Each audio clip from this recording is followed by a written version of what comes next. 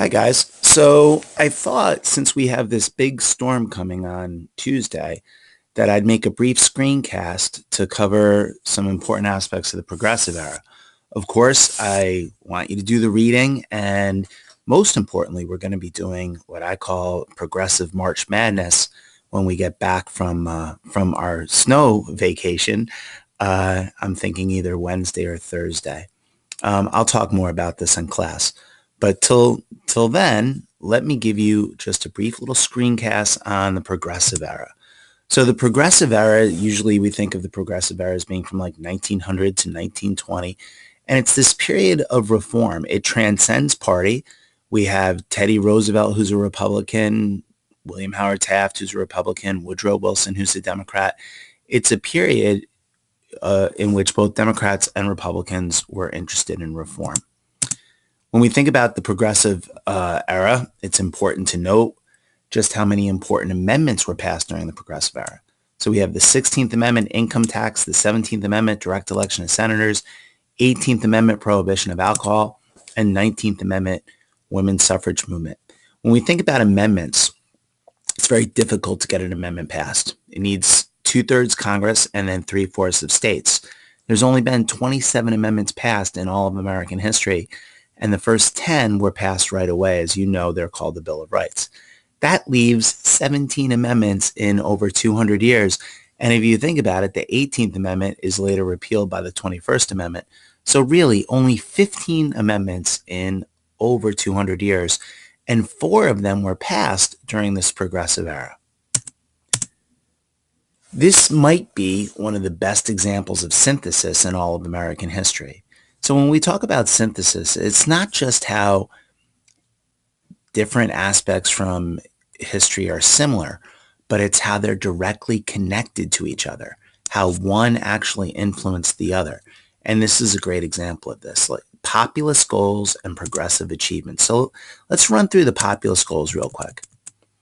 We're familiar with these: free silver because they wanted a way to devalue money to help farmers pay their loans, regulation of railroads, tax reform because the farmers felt that the taxes were unfair, direct election of senators, women's suffrage, increased government regulation of business. And as we know, the populists were not really successful in getting many of their goals attained. But 20 years later, the progressives are going to achieve almost all of their goals in one form or another. So the Federal Reserve, I've talked about the Federal Reserve a lot in class. As you know, we have Federal Reserve notes. The Federal Reserve is able to regulate the supply of money by setting interest rates.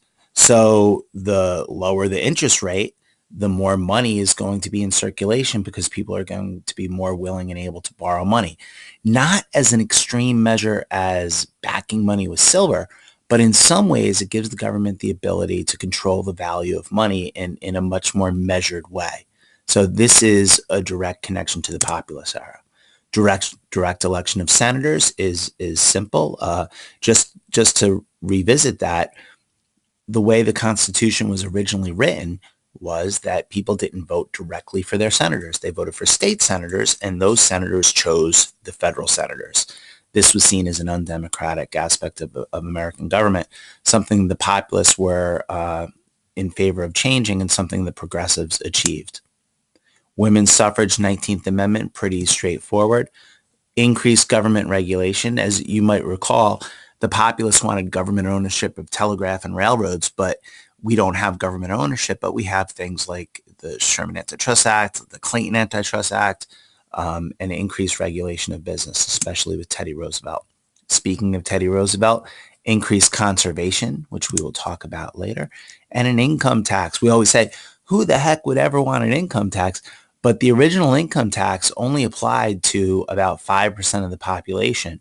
And if you think about the alternative, oftentimes taxes were largely garnered by tariffs or import duties or property taxes. So farmers, especially farmers, felt that the wealthy were not contributing their fair share. All right. Teddy Roosevelt, I love this quote. He would go to Halifax for half a chance to show up in the news and to hell for a whole chance. Mark Twain. Teddy Roosevelt was a larger-than-life character. who we've talked quite a bit about in class. And I'm going to talk a little bit about him now. Teddy Roosevelt's domestic programs are called the square deal. I don't think we use this phrase anymore.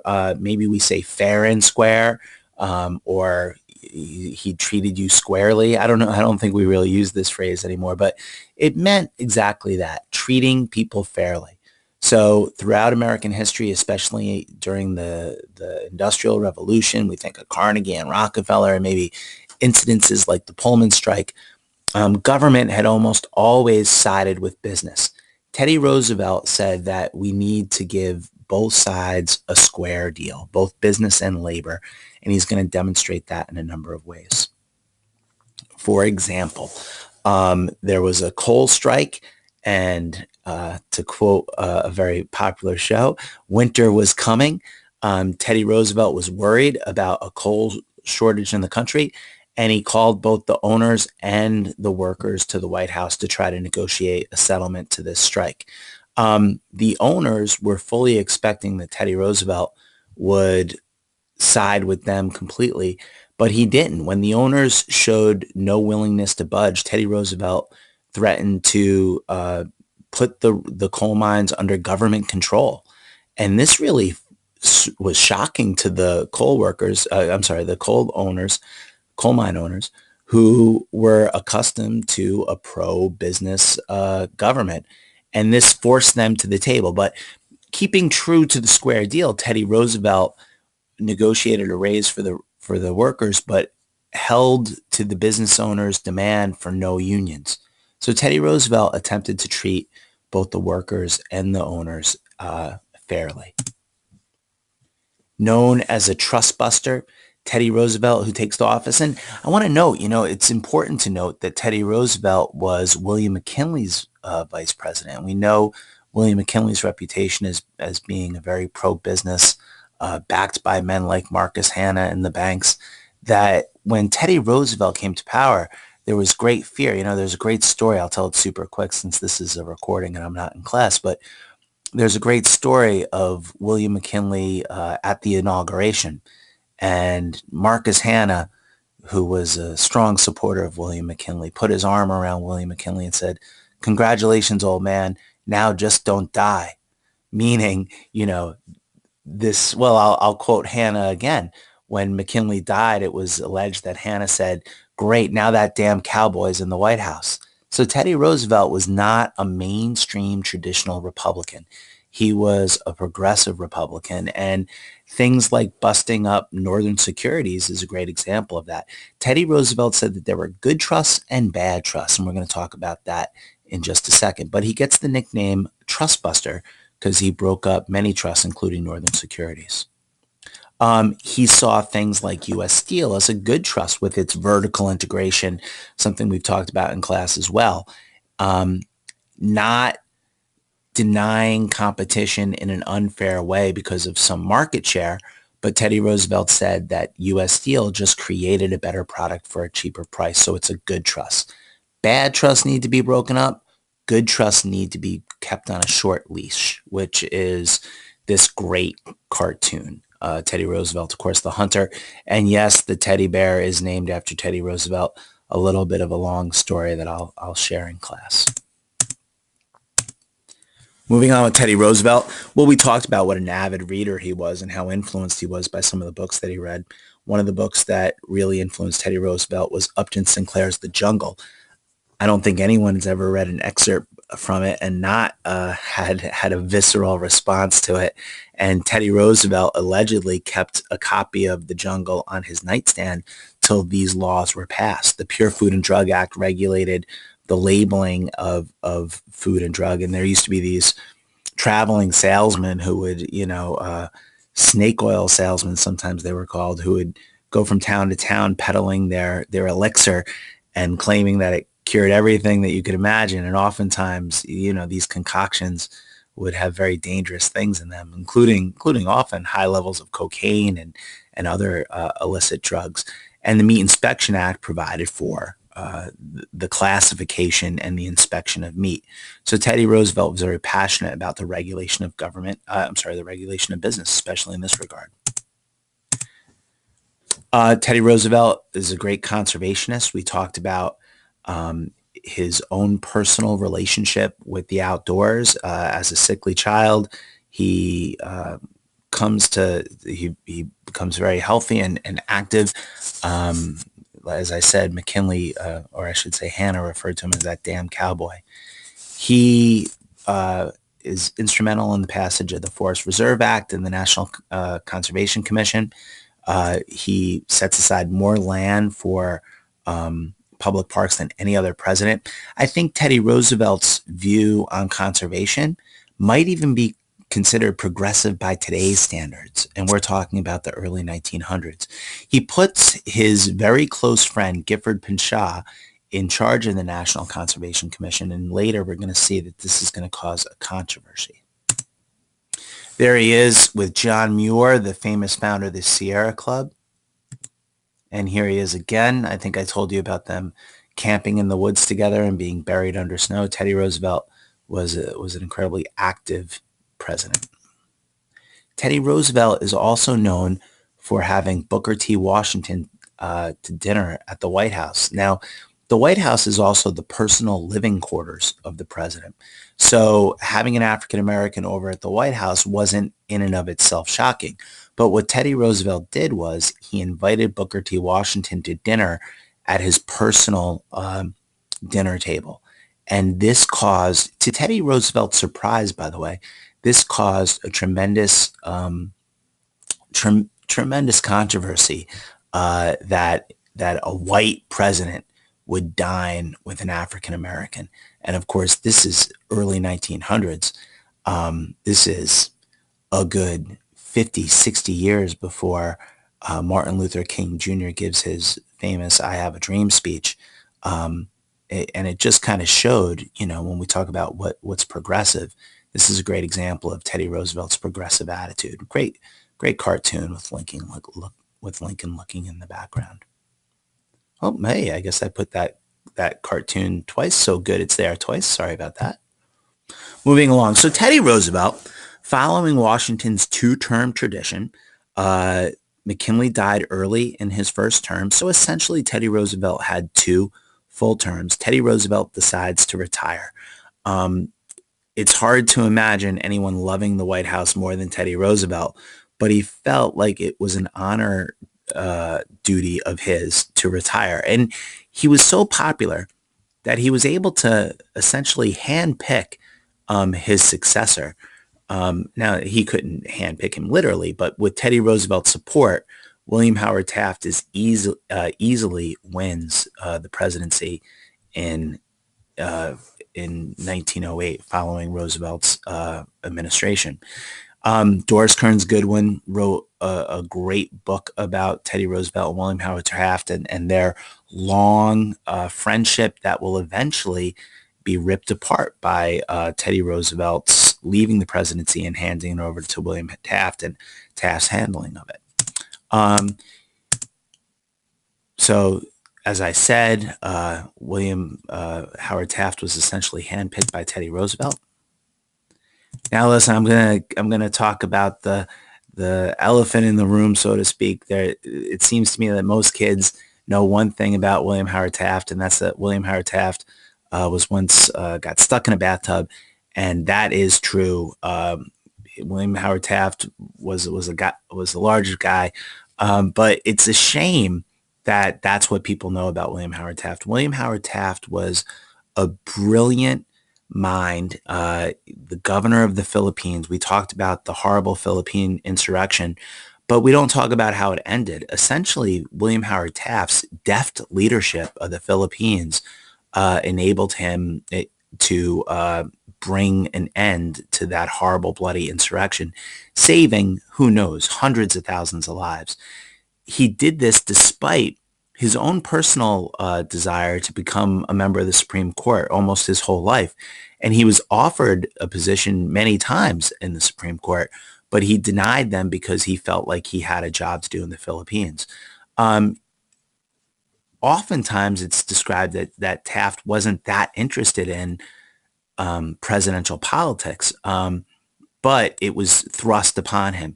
Later, to kind of jump to the end of the story, He will serve in the Supreme Court. He's the only person ever to serve as both president and Supreme Court judge, and he's really a remarkable guy. So it's a shame, is my point, that this is what people seem to know about him. But he disagreed with Roosevelt in a number of ways, and he was far less dynamic of a character than Roosevelt. But he actually broke up more trust than Roosevelt. But this is where it's important to note how Roosevelt viewed the good trust and the bad trust. Teddy Roosevelt um, kept trust that he thought were a public good, and Taft broke some of those up. Just Teddy Roosevelt's very nature, he saw this as an affront to him and his presidency. I sometimes joke that Taft is like Teddy Roosevelt supersized, and that he breaks up more trusts, two times as many trusts as Teddy Roosevelt, actually. Now, here are some of the issues that Taft and Teddy had with each other. Well, one I talked about already was his breaking up of U.S. Steel. Teddy saw this as a personal attack. He had designated U.S. Steel as a good trust, and here his successor broke it up. The Payne-Aldrich tariff, it's a great example of Taft being a more traditional Republican. Teddy Roosevelt's a Republican, but he's a progressive Republican. It's interesting, even today in modern politics, I feel like both Democrats and Republicans kind of lay claim to Teddy, and both have an argument, in that regard. Now, here's the other thing that I had alluded to earlier. Teddy's good friend, Gifford Pinchot, would later be fired by a guy by the name of Ballinger, who was appointed by Taft. Teddy, again, saw this as a personal affront, and even a challenge to Teddy's character. Sometimes we refer to this era of the Republican Party as the old guard versus the new progressives. I mean, even today we see parties are fractured and split. We might think of the Tea Party and traditional Republicans, or maybe Trump Republicans and traditional Republicans. So during this time, there was the more conservative, traditional McKinley type Republican that we would think of, versus the new progressives. Taft was considered to be more of an old guard. So Teddy Roosevelt, not one to stand on the sidelines for very long, took 4 years off and then decided to run for the presidency. But he was running against a sitting Republican president. I love this cartoon. He's literally sitting on an elephant, the sign of the Republican Party, as the ever vigorous Teddy Roosevelt is going to Presidentsky over him, and he's got his big stick there.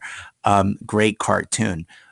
What do you do if an iconic Republican president wants to come out of retirement and run against the sitting Republican president?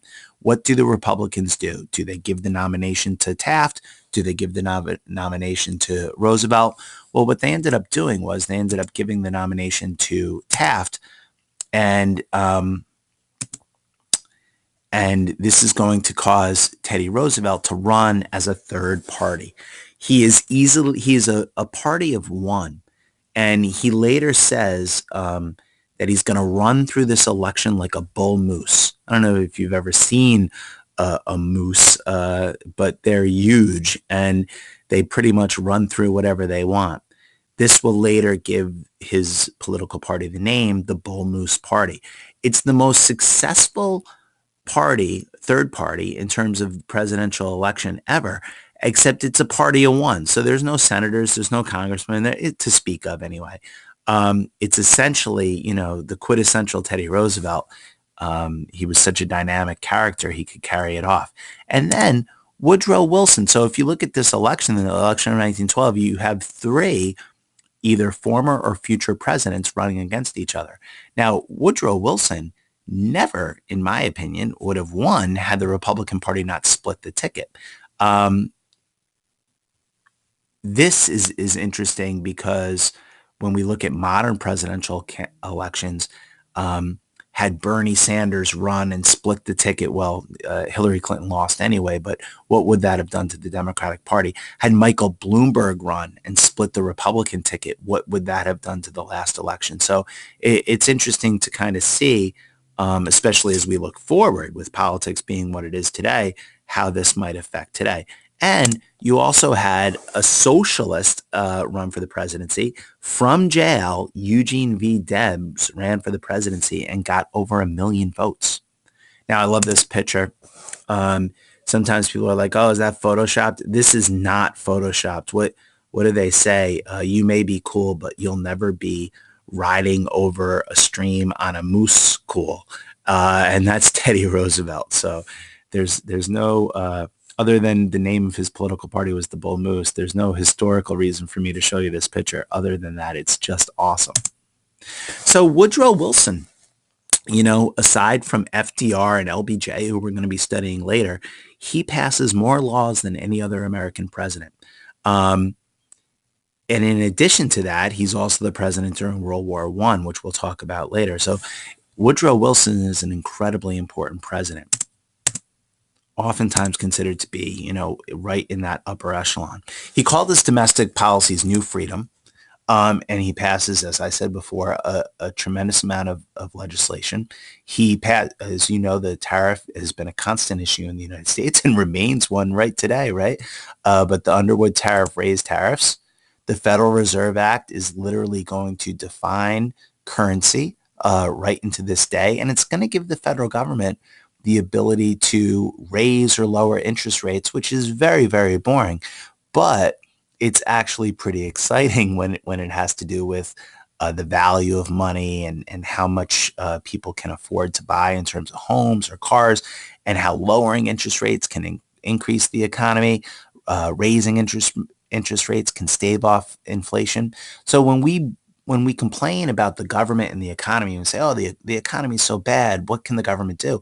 Well, what can the government do? Some of its most important powers come from the Federal Reserve.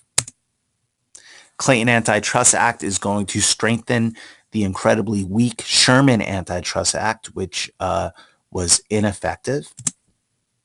And of course, what else does he do? Oh, I don't know, just four amendments. 16th Amendment income tax, 17th Amendment direct election of senators, 18th Amendment prohibition, and 19th Amendment women's rights to vote. Although he was not a strong vocal activist for the 19th Amendment, but it did happen when he was president.